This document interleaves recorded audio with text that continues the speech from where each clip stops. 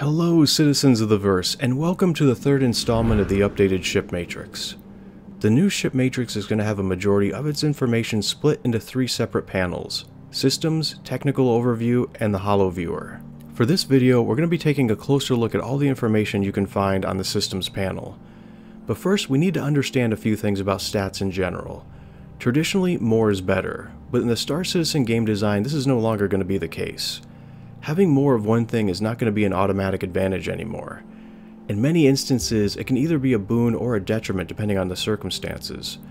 Let's take a transport career ship as an example. It may seem like bigger is automatically better, but there's going to be considerations beyond simply how much can it carry. For starters, the more you can carry, the larger of a target you become. It is extremely large, but it's also a very vulnerable ship. It's unable to land when carrying cargo and is slow to load and unload. Purchasing the cargo in the first place is also going to be a considerable expense, with the additional cost of having to hire an escort to accompany you. But if you can make all of these factors work in your favor, then the payoff is going to be well worth the effort. CIG's goal is to not make it so he who owns the biggest ship wins, but instead creates a scenario that finds the merits in pairing up the right combination of pilot and ship that best fits the situation. The categories of information that you're going to find on technical overviews will include ship size, dimensions, mass, cargo capacity, speed, crew sizes, and its maneuvering statistics.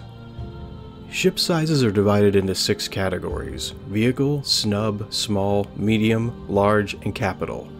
The vehicle classes consist entirely of ground vehicles like the Greycat, Ursa, Lynx, and Cyclone.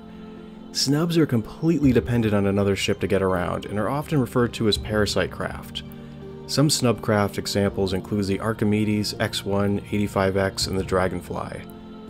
Small vessels generally average up to 25 meters in length and are ideal for solo operations. Some examples of small craft include the Defender, Razor, Saber, and the Terrapin. Medium-sized ships are most commonly 35 to 50 meters in length. They can be operated independently but will benefit the most when utilizing a full crew. They often contain living accommodations for the crew and can have some form of space for cargo. The examples they gave for some medium-class ships are the Freelancer, Eclipse, Cutlass, and the Vanguard. Large ships are frequently found anywhere between 50 to 140 meters in length. They usually require a medium to large-sized crew working together as a unit to successfully achieve their goals. Maintenance and repair costs can often become a significant factor for ships of this size bracket. Some examples of large ships are the Carrack, Reclaimer, Merchantman, and the Constellation. Lastly is the capital ship size classification. These huge ships are often over 140 meters long. They require a large crew and have a small fleet of supporting ship to keep them operational and out of harm's way. Vehicles that fall under the capital classification of ship include the Orion, Hull-E, Endeavour, and the Polaris. The next statistic that comes after size would be the ship's dimensions. These values all have been updated to the current dimensions of the ships based on their in-flight position rather than with their gears down. Another labeled statistic is mass. Now this has already been explained extensively in the previous video, so not much else can really be said about it, other than when compared to the previous values found in the old matrix, these numbers will appear significantly higher. The cargo capacity value is the minimum amount of cargo that a ship can safely mag-lock down at one time. Of course, this number doesn't account for every other piece of cargo you attempt to shove into every nook and cranny of the ship. Cargo and SCU numbers will be discussed in more detail in another video. The SCM value is the speed that the ship moves in standard combat maneuvering mode, which is the default in-space movement speed of your ship. In atmosphere, this speed will often be less due to the increased air resistance.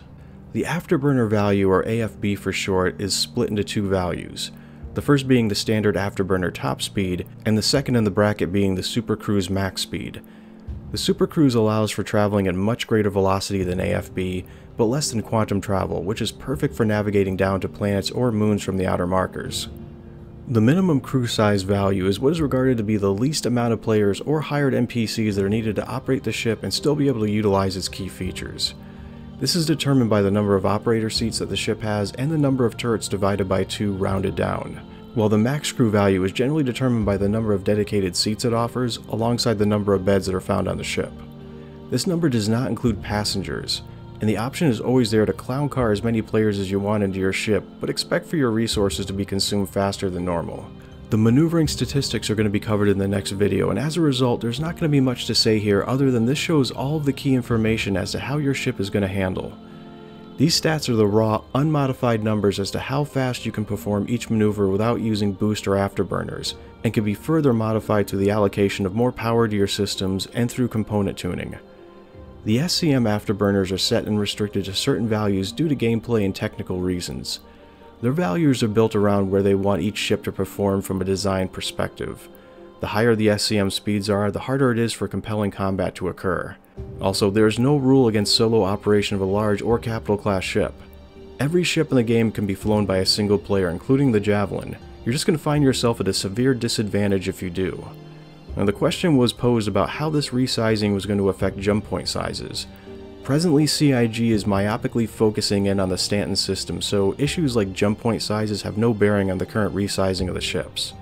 They are working on multiple methods of determining jump point sizes and will update everyone in the future once the system is finalized.